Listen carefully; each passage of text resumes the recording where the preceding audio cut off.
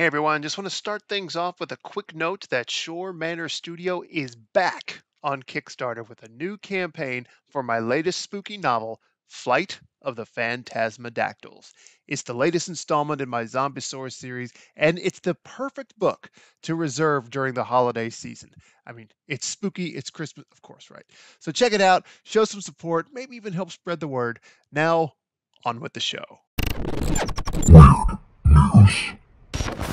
And in today's episode of Weird News, a raccoon spends an entire day on top of a light pole in Kentucky. Firefighters in Kentucky warned drivers to beware of a raccoon that they said had, quote, taken up residence on top of a light pole. The Central Campbell County Fire District said that the raccoon was actually spotted on top of a light pole on Alexandria Pike in Cold Spring, Kentucky. Their actual statement on the matter was to please be careful if you're driving in the area. For safety and liability reasons, we will not be attempting to assist the raccoon down. Made that statement on a Facebook post. Kind of understandable, I suppose. They said they contacted Campbell County Animal Shelter, Kentucky Fish and Wildlife, Kentucky State Highway Department, as well as a few local wildlife rescues, hoping that somebody somewhere could get some help for this raccoon. But luckily, a follow-up post revealed that the raccoon ended up rescuing itself before help could even arrive. Their actual quote of the matter was that it vacated the premises of its own free will. So happy ending on this particular story. Their final statement was that sometime overnight into the early morning, the raccoon came down on its own free will, and we are happy the raccoon came down without incident. I'm Matt Schorr, and this has been Weird News is brought to you by the Tales from a Small Town Journalist podcast, a production of Schorr Manor Studio, which you can listen to wherever you get your podcasts. For more information, you can visit my website, www.mattschorr.net, or you can follow me on the following social media channels. On Twitter at @TheMattSchorr, on Instagram at @TheSchorr, or on TikTok at @TheOneMattSchorr.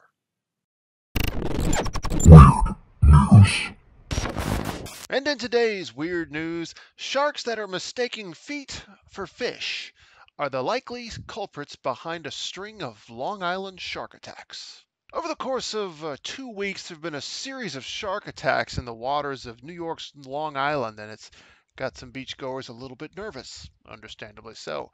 But the sharks, according to the experts, they're not after people, they're after fish.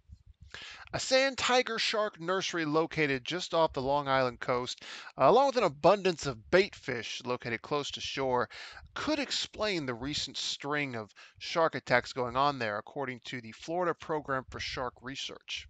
The sand tiger shark, he's a pretty menacing looking shark, but despite the fact that they got jagged teeth, enormous jagged teeth, and can reach up to 10 feet in length. As far as sharks go, they're not really supposed to be ones that cause alarm.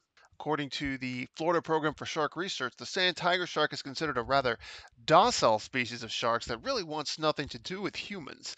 Attacks are almost always carried out by smaller juveniles that accidentally bite a person while they're chasing a fish. They say it's a statistical fact that sharks do not target people. If they did, we'd have about, quote, 10,000 bites a day. So there you go. The problem isn't sharks. The problem is human feet. I'm Matt Schorr, and this has been Weird News is brought to you by the Tales from a Small Town Journalist podcast, a production of Schorr Manor Studio, which you can listen to wherever you get your podcasts. For more information, you can visit my website, www.mattschorr.net, or you can follow me on the following social media channels. On Twitter at @TheMattSchorr, on Instagram at @TheSchorr, or on TikTok at @TheOneMattSchorr.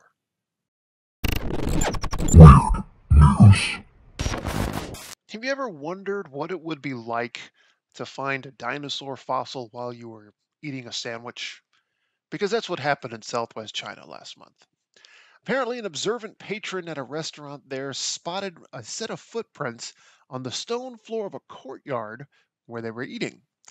Now, after they called in the proper authorities who checked it out, then they brought in some paleontologists to check the whole thing out, and they said it was actually a set of footprints that belonged to two dinosaurs that walked on the planet some 100 million years ago. The paleontologists identified these as sauropods, which were plant eaters with small heads, long necks, big tails, and when they were full grown anyway, monstrous. But interesting note here, they actually hatched out of eggs that were about the size of a grapefruit. So while they were young, they were viewed kind of like popcorn to other meat-eating dinosaurs of their time. And the whole game plan, at least from an evolutionary standpoint, was to try to eat a whole bunch of plants and get big as fast as possible. Now, coming back to the present, paleontologists are saying that this is it's an exciting time right now in China, who's undergoing a bit of a fossil renaissance, which is kind of nice. We could use some good news out of China for a change. Paleontologists do say, however, that this is the first time they've ever heard of a dinosaur fossil being discovered at a restaurant. I'm Matt Schorr, and this has been Weird News is brought to you by the Tales from a Small Town Journalist podcast, a production of Schorr Manor Studio, which you can listen to wherever you get your podcasts. For more information, you can visit my website, www.mattshore.net, or you can follow me on the following social media channels. On Twitter at @TheMattShore, on Instagram at TheShore, or on TikTok at @TheOneMattShore.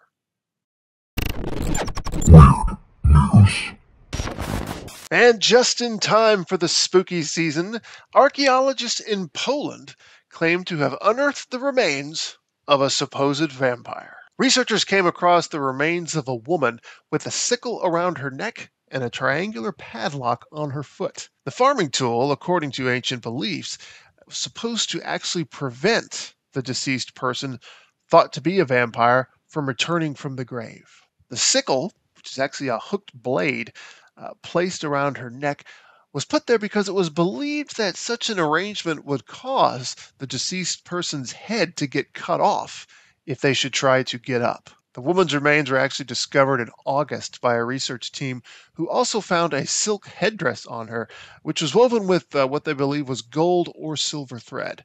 Now, the padlock and the sickle are linked with 17th century superstitions, but the cap is actually evidence that this woman was of especially high social status for her time. Believe it or not, this practice was actually fairly common in Poland around the 17th century as a response to a supposed vampire epidemic. In addition to practices like this with the sickle or a lock, sometimes corpses were actually burned, smashed with stones, or had their heads and legs cut off. And to top it all off, this actually isn't the first discovery of its kind in Poland. Archaeologists from the University of South Alabama actually found 6 so-called vampire skeletons in 2014. So there you go. Vampire remains still being discovered today. I'm Matt Schorr, and this has been Weird News is brought to you by the Tales from a Small Town Journalist podcast, a production of Schorr Manor Studio, which you can listen to wherever you get your podcasts. For more information, you can visit my website, www.mattshore.net, or you can follow me on the following social media channels. On Twitter at @TheMattShore, on Instagram at TheShore, or on TikTok at @TheOneMattShore.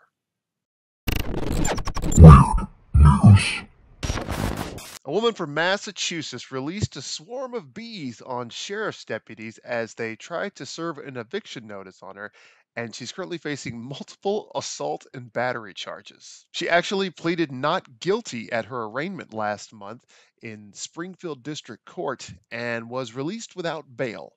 The lady and other protesters, so she's not alone. The deputies were met by protesters when they went to the lady's home in Longmeadow on the morning of October 12th. The woman in question here arrived in an SUV towing a trailer carrying beehives, and she started shaking them, breaking the cover off of one and causing hundreds of bees to swarm out and initially sting one deputy. She put on a beekeeper's suit to protect herself, but she was eventually handcuffed. but not before several more sheriff's department employees were stung, including 3 who are allergic to bees. Now, I do not want to make light of that. That's serious. As someone with allergies, I sympathize there, but just the amazingness of this whole scenario where that gave us that spectacular headline. No further updates on this at this time. I see where the Associated Press did reach out to the lady's attorney, but that attorney has not returned their calls. I'm Matt Schorr, and this has been Weird News is brought to you by the Tales from a Small Town Journalist podcast, a production of Schorr Manor Studio, which you can listen to wherever you get your podcasts. For more information, you can visit my website, www.mattshore.net, or you can follow me on the following social media channels. On Twitter at @TheMattShore, on Instagram at TheShore, or on TikTok at @TheOneMattShore.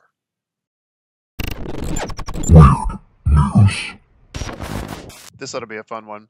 A TV preacher believes Leonardo da Vinci and Albert Einstein just might have been aliens from a parallel universe. The Reverend Lionel Fanthorpe, a European minister who hosted a 1990s show about the paranormal called, I hope I say this right, 14 TV, suggested that da Vinci and Einstein are visitors from another reality in a Marvel-style universe.